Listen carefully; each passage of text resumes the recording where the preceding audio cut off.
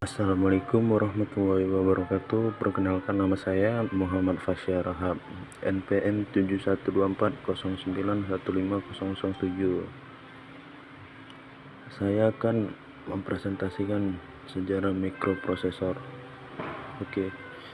Mikroprosesor adalah salah satu bagian terpenting dari komputer pribadi modern atau bahkan perangkat komputer canggih lainnya.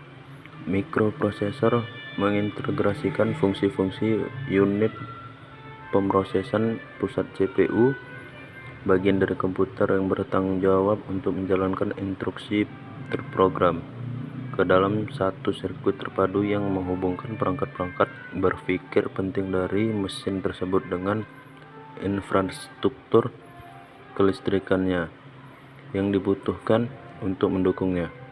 Desain mikroprosesor mampu menggabungkan daya pemrosesan yang luar biasa besar dalam ruang yang sangat kecil, mungkin melebihi komponen komputer modern lainnya. Mikroprosesor memiliki sejarah yang panjang dan bertingkat dan status yang hampir mitologis berkat kepentingannya yang besar. Setiap langkah menuju mikroprosesor modern telah memacu lebih banyak kemenangan, inovasi, dan persaingan. Sebelum perkembangan mikroprosesor, terdapat beragam teknologi awal untuk mensimulasikan fungsi logika dalam perangkat komputasi. Banyak dari penemuan awal ini didorong oleh kebutuhan perang selama Perang Dunia II. Teknologi awal ini sangat mahal, lambat, dan rentan terhadap kegagalan. Dan menurut standar saat ini, kemampuannya sangat primitif. Teknologi komputasi berbasis tabung vakum dan transistor membantu IBM menjadi raksasa dalam industri komputasi skala besar, tetapi tidak realistis untuk penggunaan bisnis atau rumahan karena biayanya yang sangat mahal dan jadwal pemeliharaan yang intensif.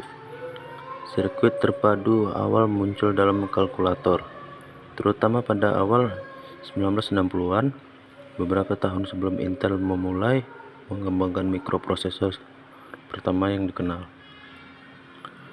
Meskipun IBM merupakan raksasa dalam persaingan komputasi skala besar di awal, Intel yang didirikan pada tahun 1968 lah yang menyediakan banyak karya pionir yang berkaitan dengan teknologi mikroprosesor generasi pertama.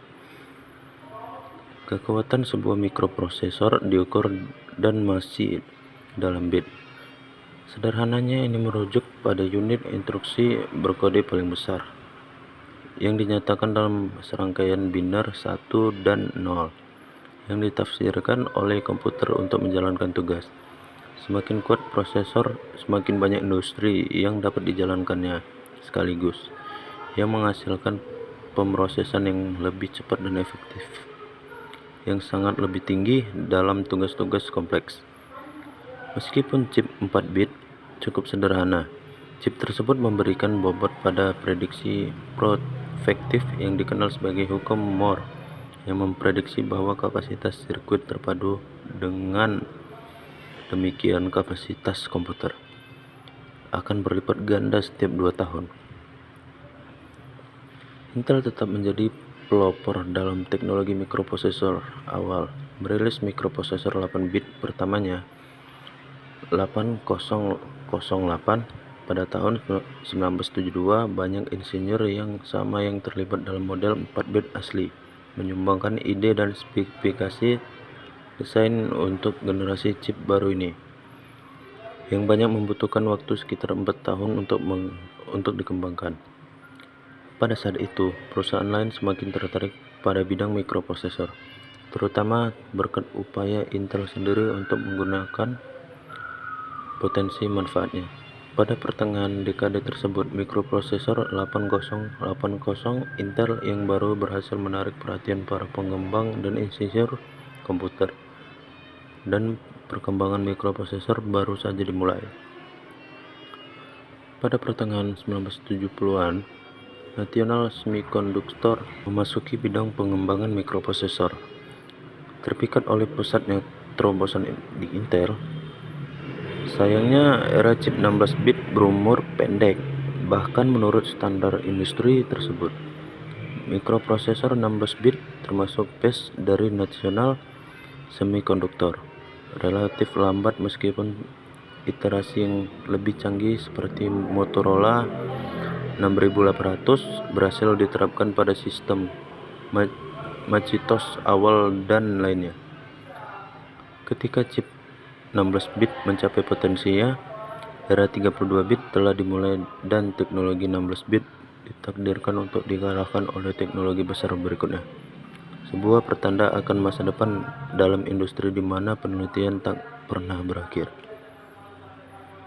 Pada akhir 1970-an, pengembangan mikroprosesor 32 bit berjalan pesat dan mulai muncul di pasaran pada 1980-an.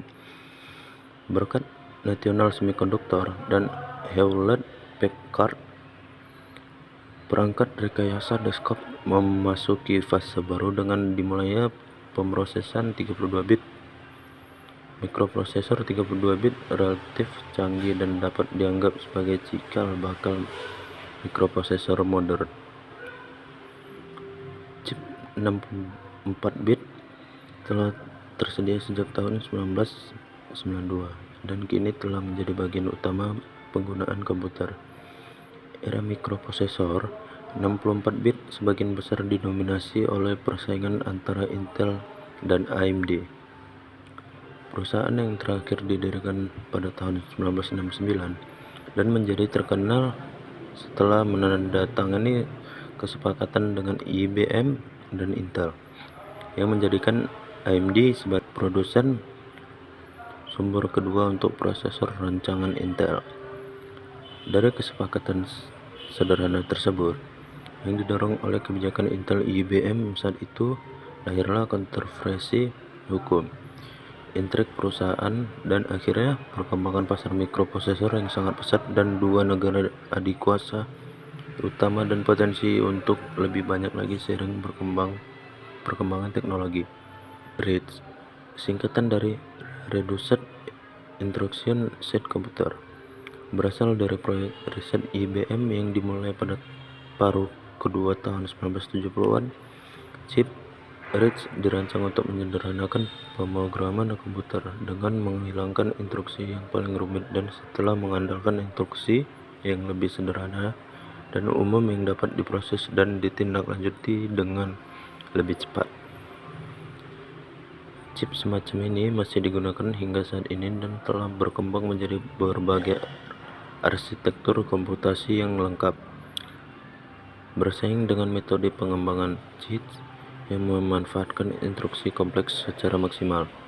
Arsitektur RISC banyak digunakan pada perangkat seperti telepon seluler dan beberapa jenis PC lainnya.